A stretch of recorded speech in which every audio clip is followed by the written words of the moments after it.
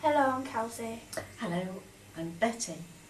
Betty, when and where were you born? I was born in Birmingham in Loveday Street Hospital on the 30th of October 1931.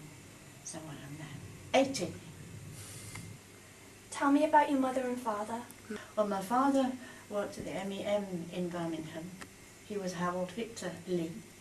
I was Lee at that time. I was Betty Isabella Lee. And my mother was Rebecca Lee. And we lived in Acox Green, off Greenwood Avenue, Chaucer Grove.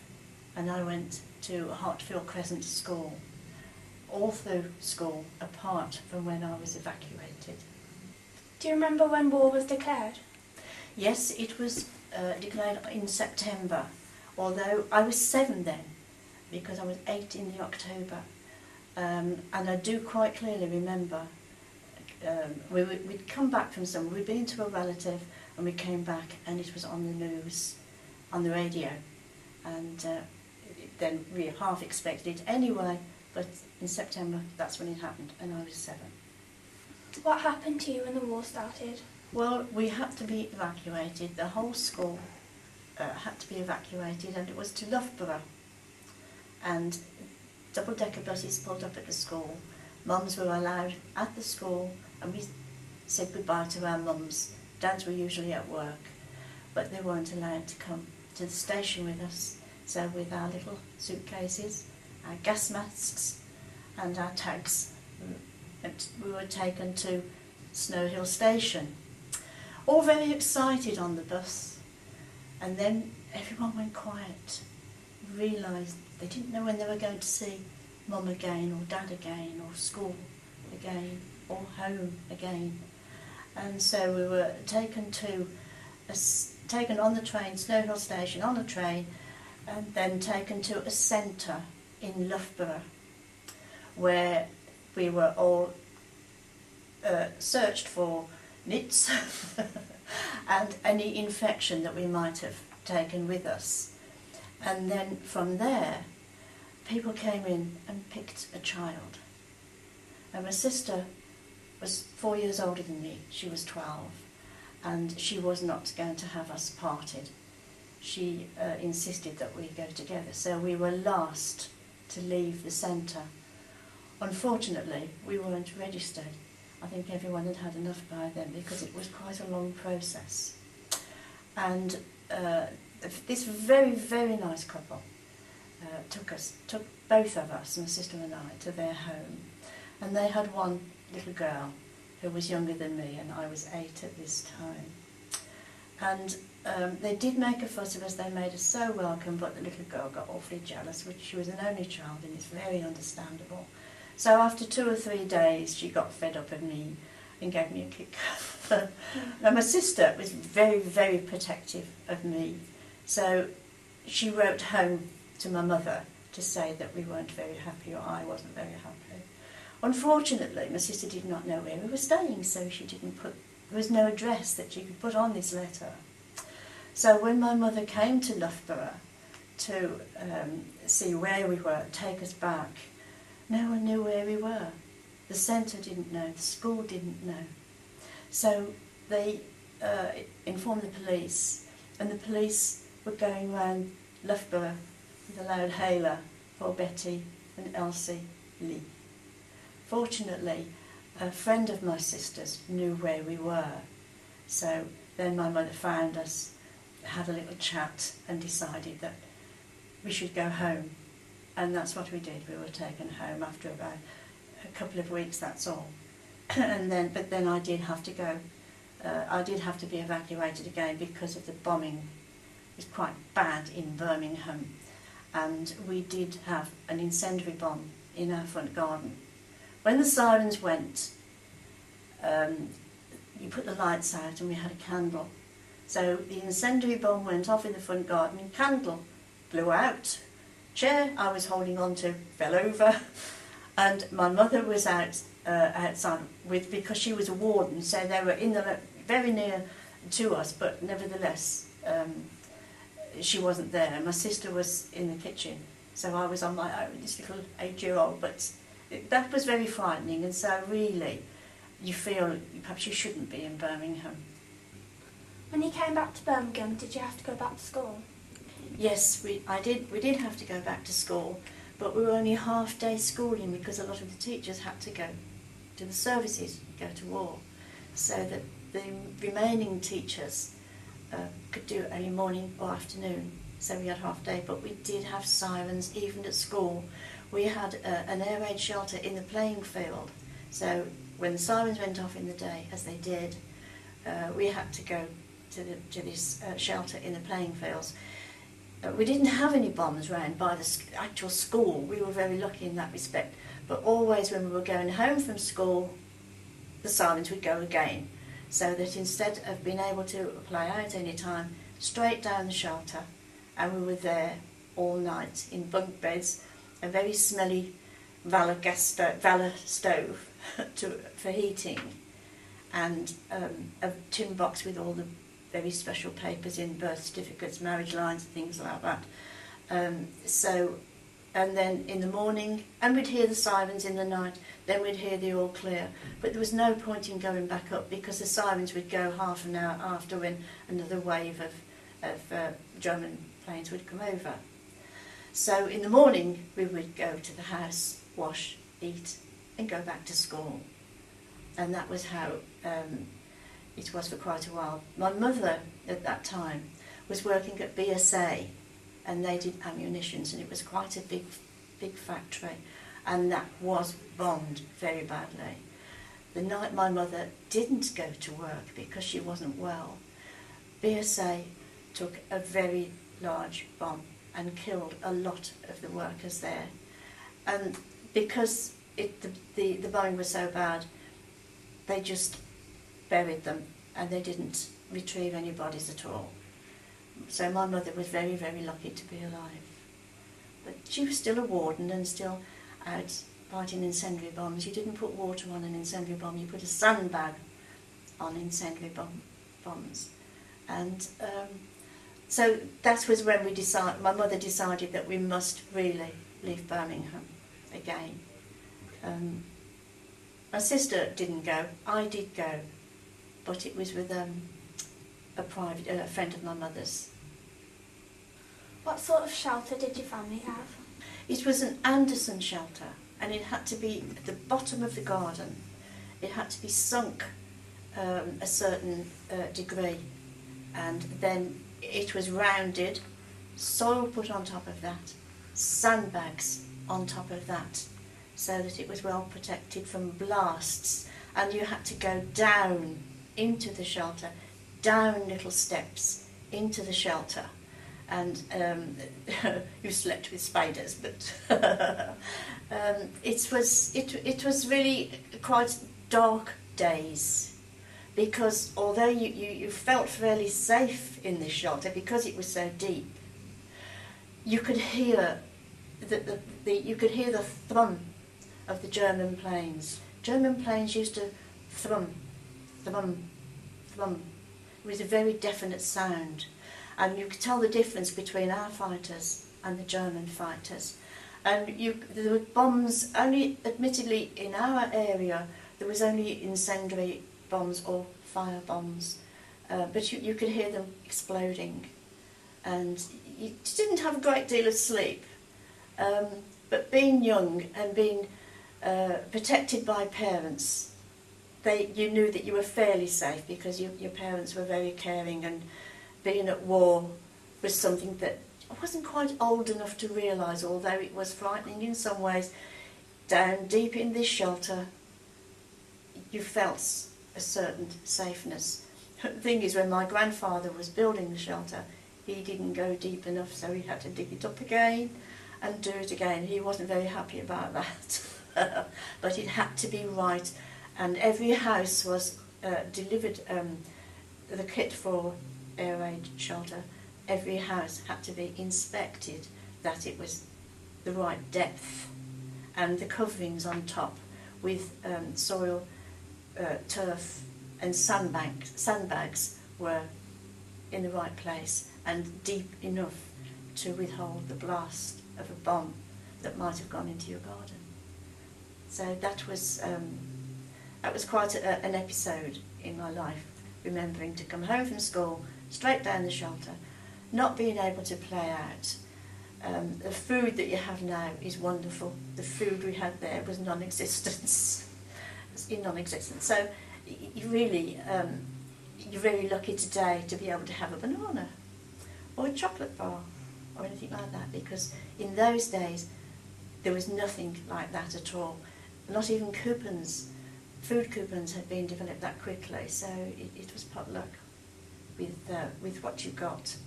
And then after that, of course, ration books came in, coupons came in, and so that you had your 1 egg a week, or your 2 ounces of cheese, 2 ounces of butter.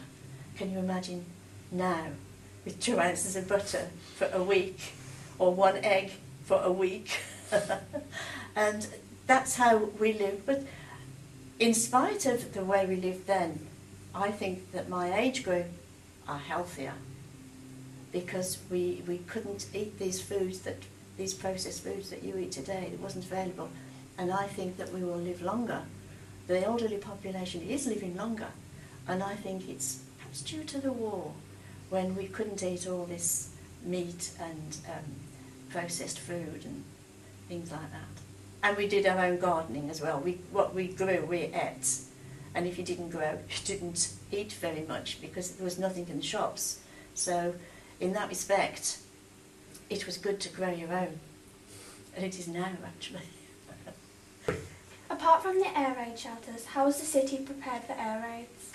Well, there were searchlights everywhere. If we did manage to come up from the air raid shelter, you could see that the searchlights combing the skies. And we had barrage balloons, and they were attached to something on the ground with wires.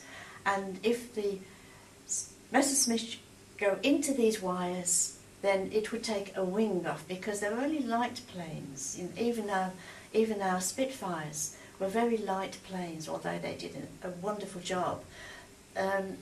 If they would see the balloons in the sky, and there were lots of them, lots of barrage balloons.